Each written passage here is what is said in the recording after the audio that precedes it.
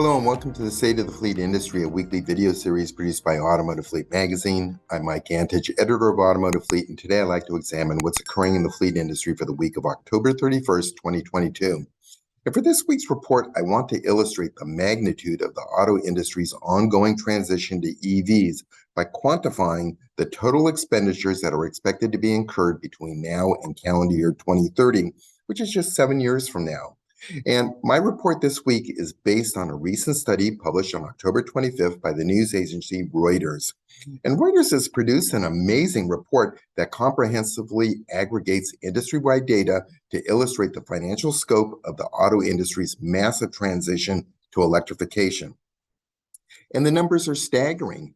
Altogether, automakers globally plan to double their EV spending to $1.2 trillion to build 54 million battery electric vehicles by 2030. And this total expenditure includes all the costs ranging from EV research and vehicle development to battery production, all the way to the procurement of raw materials used to build them.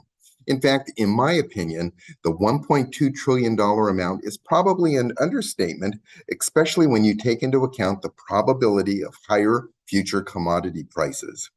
But the best way to illustrate the scope of the auto industry's overall expenditures to transition to EVs is to compare them with other major technology programs that we're all familiar with.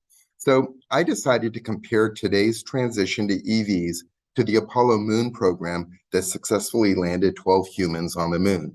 So converting the Apollo Moon program expenditures into today's dollars, the entire Apollo program from 1961 to 1975 cost a little over $288 billion when adjusted to inflation. This $288 billion included the cost to develop and construct 10 lunar modules, 6 of which successfully landed humans on the moon, all of the expenditures associated with the program, ranging from the designing of spacesuits, astronaut salaries, operational launch costs, and the fuel to power the rockets, and so on and so forth. Despite all these numerous expenditures in the Apollo program, today's current transition to EVs towers and dwarfs the cost of the Apollo space program.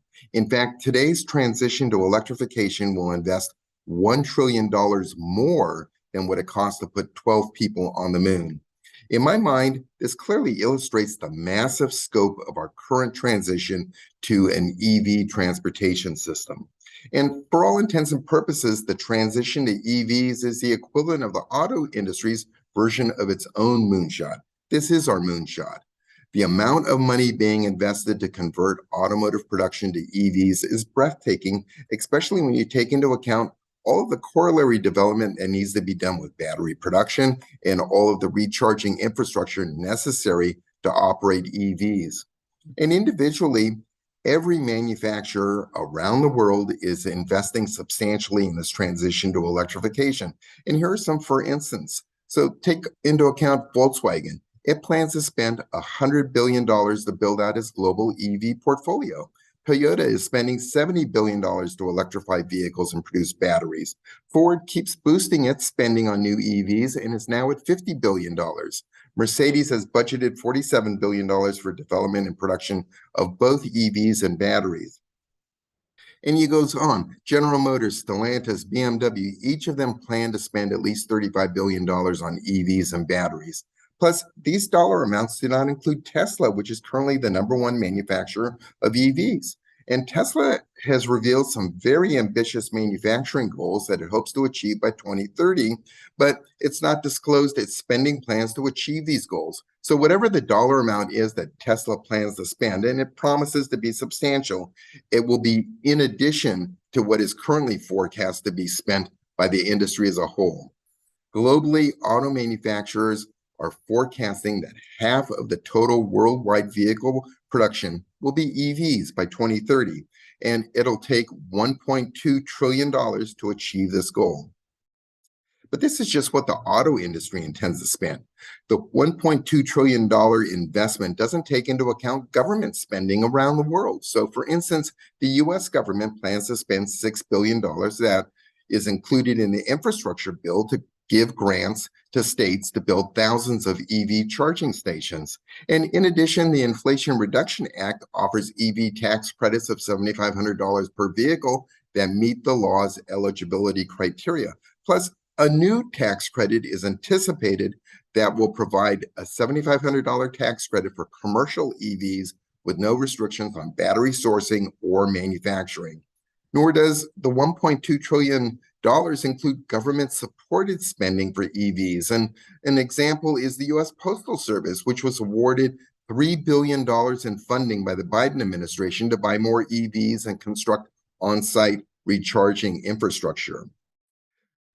When you compare the current transition to EVs to other major programs, such as I just did with the Apollo program, it's easy to see the monumental scope of this undertaking. So here's another example of how the transition to EVs dwarfs all of the major and mega construction projects to date. So for example, the International Space Station. It's the most expensive structure ever built in the history of the world at a cost of $150 billion. And it took a decade to build the International Space Station, employing 30 different space missions to assemble it between 1998 and 2011. But compared to the transition to EVs, the International Space Station was really small potatoes, not only in terms of the money spent, but also in terms of the number of people involved. Or another way to look at the $1.2 trillion expenditure to transition to EVs is that this amount is greater than the annual gross domestic product of every country in the world except for the top 14 economies. It's only with these types of comparisons that you can appreciate the massive expenditures being budgeted to bring about this EV transition. So with this as my final observation, I'd like to conclude my State of the Industry presentation for the week of October 31st, 2022, and I'd like to thank you for watching.